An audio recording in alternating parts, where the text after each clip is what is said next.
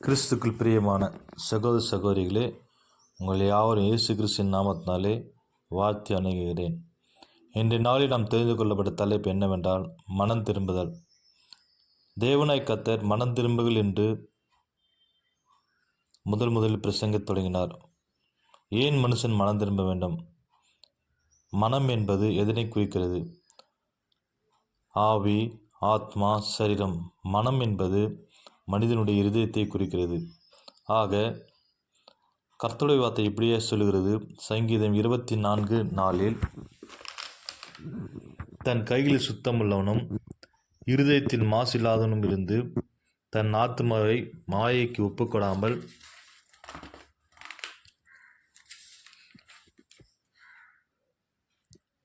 ஒப்புக்கொடாமலும் கபடாய் ஆணையிடாமலும் இருக்கிறவனே.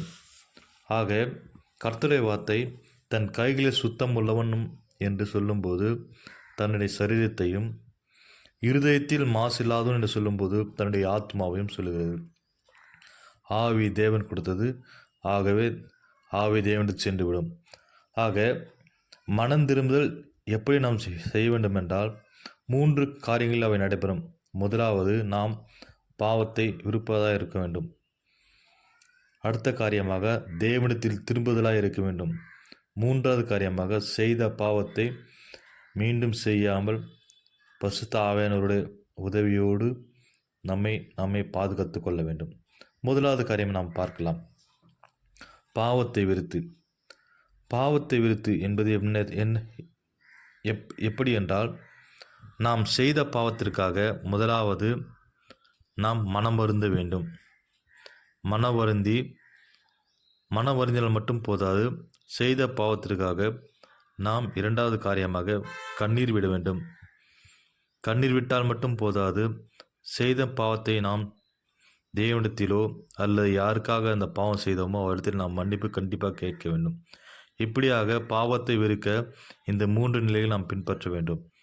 2வது காரியமாக தேவனிடத்தில் திரும்புதல் என்று நாம் பார்க்க போகிறோம். யோவான் 14:6 என்ன சொல்கிறது என்றால், நானே வழியும் சத்தியமும் ஜீவனமாக இருக்கிறேன், என்னை எண்ணாமல் ஒருவனும் பிதாவிடத்தில் வரான் என்று வேதமானது கூறுகிறது. ஆக இங்கே தேவனிடத்தில் திரும்புவது என்பது இயேசு கிறிஸ்துவின் வழியை பின்பற்றுதல். இயேசு கிறிஸ்துவின் வழியை பின்பற்றினால் நாம் பிதாவை காண்கலாம். யோவான் 14:7 என்ன சொல்கிறது? என்னை கண்டவன் பிதாவை காண்கிறான், பிதாவை காண்பவன் என்னை காண்கிறான் என்று வேதமானது கூறியது. ஆகவே நாம் பிதாவிடத்தில் திரும்ப வேண்டுமென்றால் இயேசு கிறிஸ்துவை மட்டுமே பின்பற்ற வேண்டும். 3வது காரியமாக மீண்டும் பாவம் செய்யாமல் நாமே பாதுகாத்து கொள்ள பரிசுத்த ஆவியானவர் உதவி செய்வாராக. எப்படி எனில், இதை நாம் தினம்தோறும் ரட்சிப்பை குறிக்கிறது.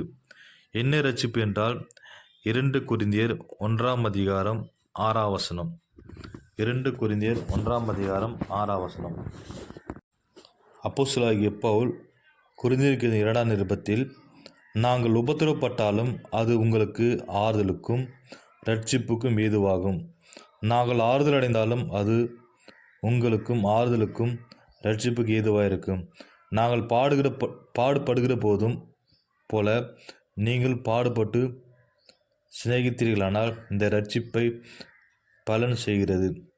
ஆகவே நாம் எந்த நிலையிலும் உபத்திரவப்பட்டாலும் சரி, பாடுபட்டாலும் சரி, அல்லது ரட்சிக்கப்பட்டாலும் சரி, அல்லது நிந்தைப்பட்டாலும் சரி, எந்த காரியத்திலும் நாம் தேவனை மறுதலிக்காமல் மீண்டுமாக பாவம் செய்யாமல் நாமே காத்து கொள்ள ஆவியானவர் கண்டிப்பாக நமக்கு உதவி செய்வாராக.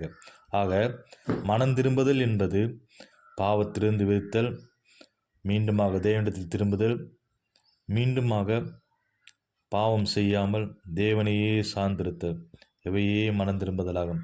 இவை எல்லாமல் மனம் திரும்புதல் இல்லவே இல்லை என்று கர்த்தருடைய வார்த்தை என்ன சொல்லுவது. அப்படி தாம் கர்த்தர் செய்வாராக. ஆமென்.